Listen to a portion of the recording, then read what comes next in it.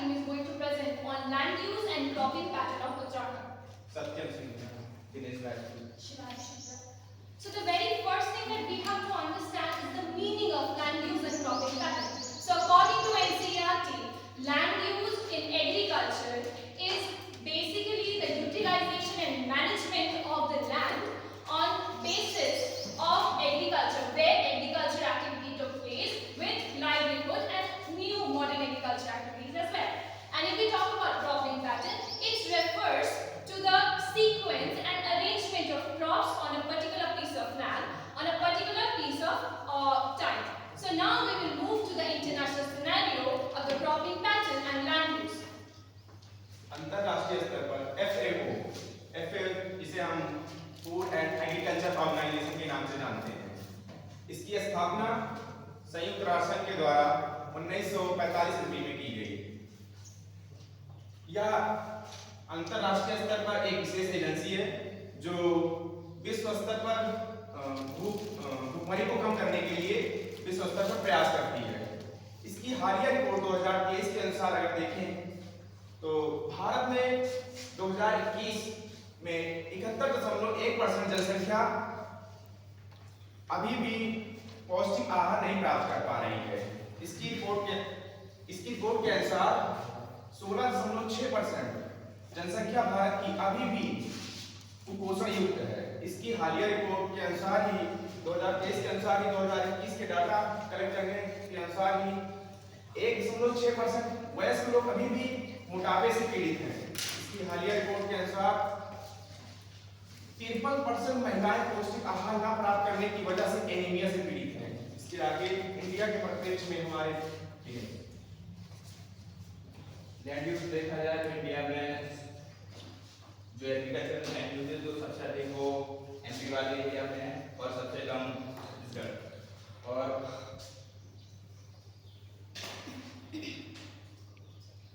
जो net area में वो सबसे अधिक राजस्थान में देखा जाता है। उसके बाद सबसे कम जो चंडीगढ़ वाला एरिया है वहाँ पे है। और इसकी फसल पैटर्न की बात करें तो 2 सीजन में करते हैं, जैसे चावल और गेहूं। तो चावल की पहली फसल होती है और दूसरी गेहूं की। तो ये यूपी वाला पार्ट और बिहार, वेस्ट बंगाल और हरियाणा, पंजाब। और उसके बाद मोस्टली जो खाद्यान्न फसल है चावल, वो मोस्टली जो हमारा ईस्टर्न घाट है इस वाले एरिया में होती है और वेस्ट बंगाल, बिहार और ईस्टर्न पार्ट यूपी। और दलहन और गेहूं और दलहन की खेती देखी जाए तो मोस्टली महाराष्ट्र, एमपी और छत्तीसगढ़ वाले एरिया में होती है। और गेहूं और मूंगफली की खेती देखी जाए तो ज़्यादातर ये तेलंगाना, आंध्र प्रदेश, कर्नाटक और इस वाले रीजन में ज़्यादा होती है। और मक्का और गेहूं की खेती ज़्यादातर यूपी, राजस्थान और बिहार वाले रीजन में होती है देखा जाए। और उसके बाद मेरा उत्तराखंड के बारे में थोड़ा सा टॉपिक है। तो स्टेट हॉर्टिकल्चर मिशन उत्तराखंड के द्वारा इसे 4 जोन में डिवाइड किए गए। जोन ए के बारे में मैं बताऊंगा। तो जोन ए में हरिद्वार और उधमसिंह नगर आते हैं, जिसमें रेनफॉल 1400 मीटर तक होती है और इसकी यहाँ पे हाइट 1000 मीटर है। यहाँ की प्रमुख फसलें गन्ना, गेहूं और मसूर, बागवानी भी है, जैसे फलों में आएंगे आम, अमरूद। और पशुपालन भी यहाँ पे किया जाता है, जैसे भैंस, गाय, बकरी वगैरह। और ये एग्रीकल्चर रीजन 9 और 14 में उत्तराखंड आता है, जिसमें 9 में एक और रीजन आते हैं। 9 इसके 9 के रीजन है। 9.1 का हरिद्वार, 9.2 में ये आता है उधमसिंह नगर।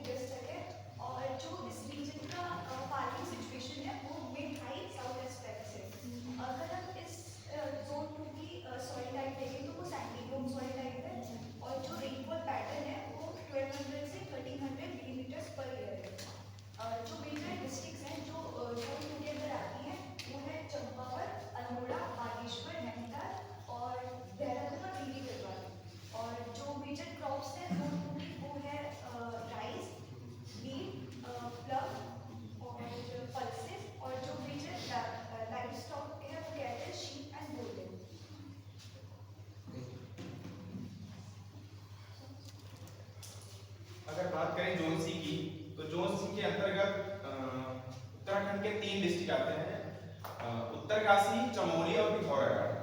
ये 3 डिस्ट्रिक्ट जोंसी के अंतर्गत आते हैं और इनकी जो ऊंचाई है वह 1500 से 2400 मीटर की ऊंचाई पर ये क्षेत्र पाए जाते हैं।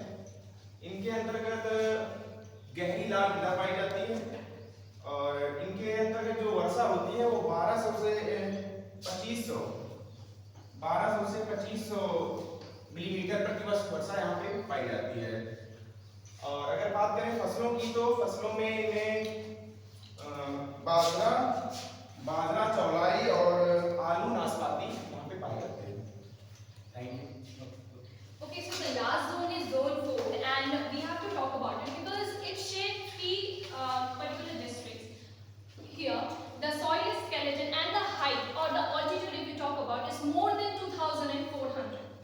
So, the basically districts are Pithoragarh and then it's Chamoli and there is Bageshwar.